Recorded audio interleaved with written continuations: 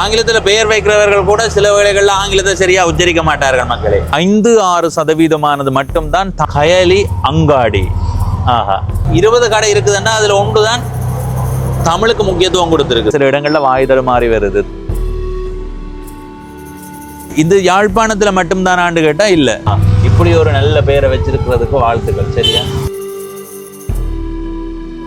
வணக்கம் நண்பர்களே, நான் உங்கள் நண்பன் தட்சணாமூர்த்தி பவனீசன். இன்றைய நாளில் இந்த காணொளியில் ஒரு வித்தியாசமான பதிவை மேற்கொள்ளலாம் என்று யோசிக்கிறேன். இது நிறைய பேரை ஊக்குவிக்கிறதுக்காகவும் எங்களுடைய மொழி மீதான பல பேரினுடைய பற்ற வெளிப்படுத்துறதுக்காகவும் தான் பதிவு செய்யப்படுது. எனவே முழுமையாக பார்த்து உங்கள் கருத்துக்களை பகிர்ந்து கொள்ளுங்கள்.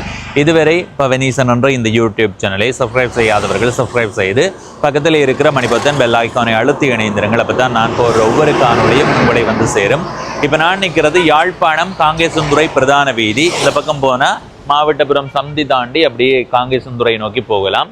இந்த பக்கம் இப்படியே திரும்பி பயணம் செய்தால் தெல்லிப்பளை சந்தி, அதை தாண்டி அப்படியே மருதனார் மடம் சந்தி, அதை தாண்டி அப்படியே போய் யாழ்ப்பாண நகர பகுதிக்கு போகலாம். இதில் இருந்து 7.6 கிலோமீட்டர் பயணம் செய்ய போகிறோம். அதாவது மருதனார் மடம் சந்தி வரைக்கும் பயணம் செய்ய போகிறோம். பயணம் செய்து போகும்போது நாங்கள் பார்க்குற கடைகளினுடைய பெயர் பலகைகளில் எது பிடிச்சிருக்கு, எது எங்களுடைய மொழிக்கு முக்கியத்துவம் கொடுத்திருக்குன்றதை இந்த காணொளியில் உங்களோடு பகிர்ந்து கொள்ள போகிறேன்.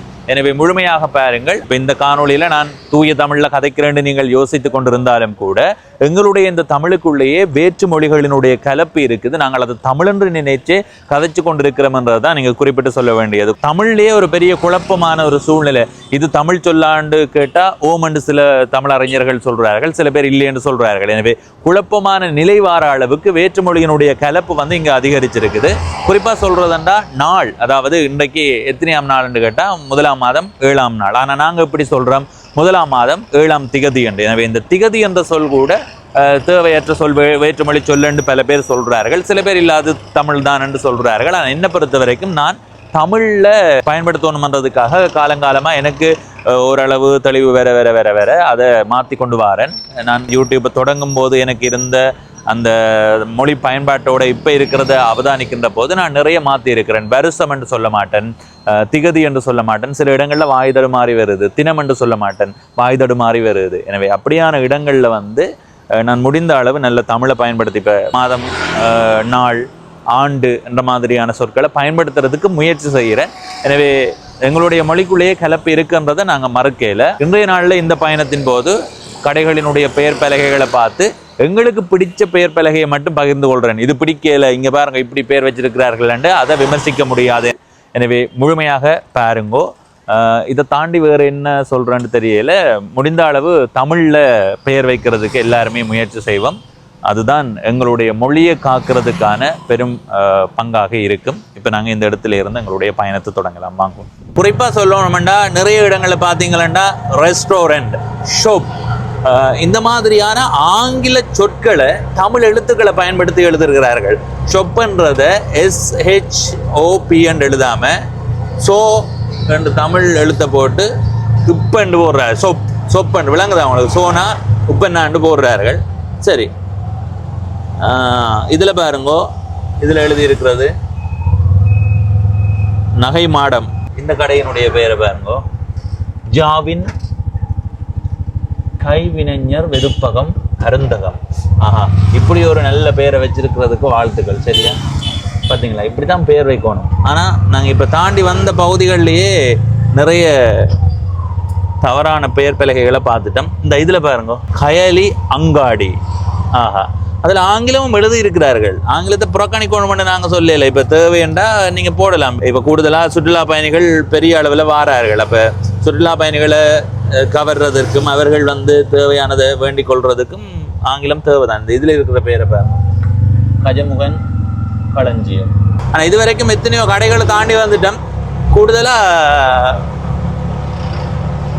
ஆங்கில சொற்களை தமிழ் எழுத்துக்களை பயன்படுத்தி எழுதி வச்சிருக்கிறார்கள்.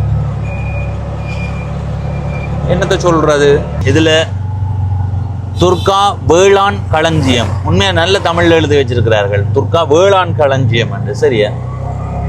அடுத்தது இந்த இடத்துல பாருங்க, போலீஸ் நிலையம் தெல்லிப்பளை என்று எழுதி இருக்கு.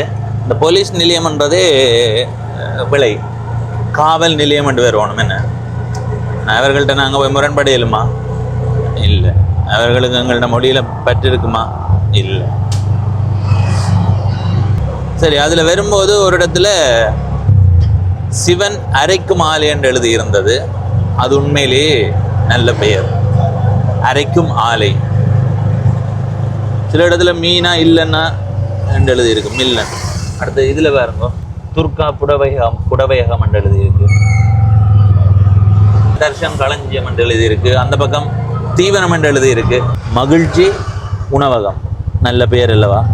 உணவகம் என்று எழுதியிருக்க. சில இடங்களில் ரெஸ்டாரண்ட் என்று போட்டிருப்பார்கள். அடுத்தது அங்கால ஒரு இடத்துல நகை மாடகம் என்று எழுதியிருக்கு. இந்த கூடுதலாக நகை மாடங்கள் தமிழில் தான் போடுறார்கள். இது வந்து மல்லாகம்.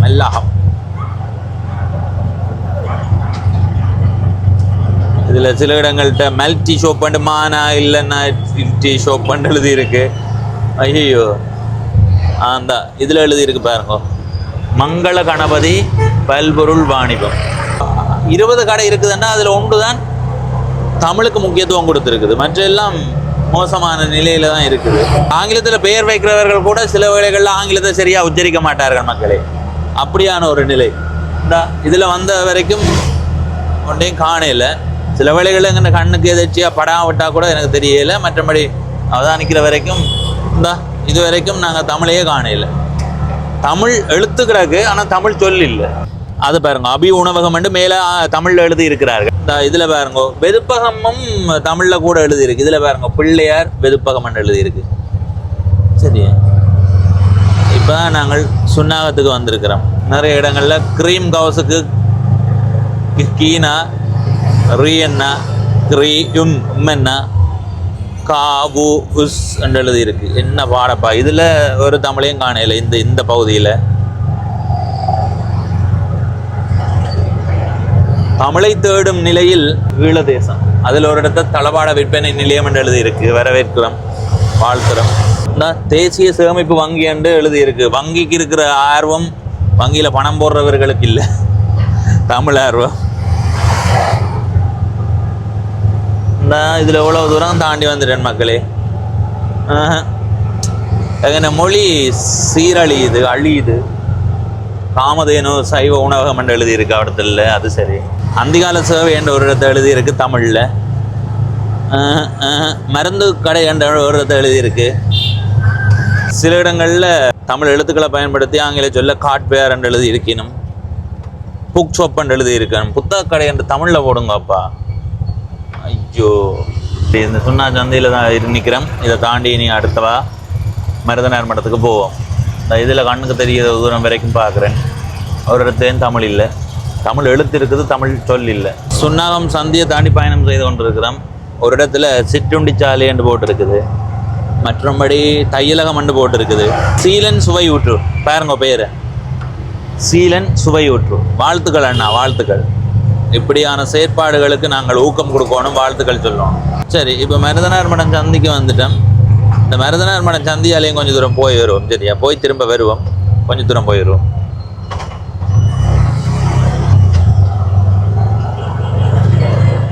இந்த இதில் பாருங்க, தினேஷ் வெதுப்பகம் என்று எழுதியிருக்கு. தினேஷ் வெதுப்பகம் தமிழில் தான் பேர் போட்டு வச்சிருக்கிறார்கள். நாங்கள் திருப்போம். சரி, வேலை பக்கம் போவோம். ஐயோ, மழை வந்து விட்டது, மழை வந்து விட்டது, மழை வந்து விட்டது, மழை மழை மழை மழை மழை மழை என் இதயத்தில் துடித்திடும் முதல் மழை. ஆமா, அழிஞ்சு கொண்டே போகுது. தமிழ் அடிப்படையில் பார்த்தா பெரிய அளவில் அழிவை சந்தித்து கொண்டிருக்கின்றதை தான் என்னால் உறுதியாக சொல்ல முடியும். இது யாழ்ப்பாணத்தில் மட்டும்தானான்னு கேட்டால் இல்லை. தமிழர்கள் வாழ்கிற பல பகுதிகளில் இதுதான் நிலைமை. இன்றைய நாளில் இந்த பிரதான வீதியால் பயணம் செய்து வந்த அடிப்படையில் சுருக்கமாக சொல்கிறதென்றால், வெதுப்பகம், அதுபோல் உணவகம் சிலவற்றினுடைய பெயர் அப்படி இருக்குது. அதுபோல் நகை கடைகளினுடைய பெயர், அதுபோல் தளபாட கடை, அந்த மாதிரியான கடைகளினுடைய பெயர்கள் வந்து தமிழில் எழுதியிருக்கிறார்கள். மற்ற கடைகளை நீங்கள் எடுத்துக்கொண்டால் மல்டி ஷாப், புக் ஷாப் என்று எழுதியிருக்கிறார்கள், புக் ஷாப். ஆனால் கூடுதலாக நாங்கள் பயணம் செய்து வந்த வரைக்கும் பார்த்த கடைகளில் எனக்கு தெரிஞ்ச ஒரு 5-6% மட்டும்தான் தமிழை முன்னிலைப்படுத்தி இருக்குது. இப்போ இந்த காணொலியை பார்த்துட்டு என்னடா தமிழ் என்று சொல்கிற, வெளி மாவட்டங்களில் இருந்து வாரவர்கள், குறிப்பாக சிங்கள மக்கள் வந்தால் அவர்களுக்கு சேவை வழங்குற மாதிரி நாங்கள் ஆங்கிலத்தில் போடலாம் தானே, வெள்ளைக்காரர்கள் வருவார்கள் அவர்களுக்கு சேவை வழங்குற மாதிரி நான் ஆங்கிலத்தை பயன்படுத்த வேண்டிய தேவை இருக்குது தானே என்றது நீங்கள் சொல்லலாம். சரி, அது ஓரளவு நியாயமான கோரிக்கை, அதை ஏற்றுக்கொள்கிறேன். ஆனால் நான் சொல்கிறது என்னென்னா, நீங்கள் ஆங்கிலத்தை பயன்படுத்தாதேங்க கொண்டு நான் சொல்லலை.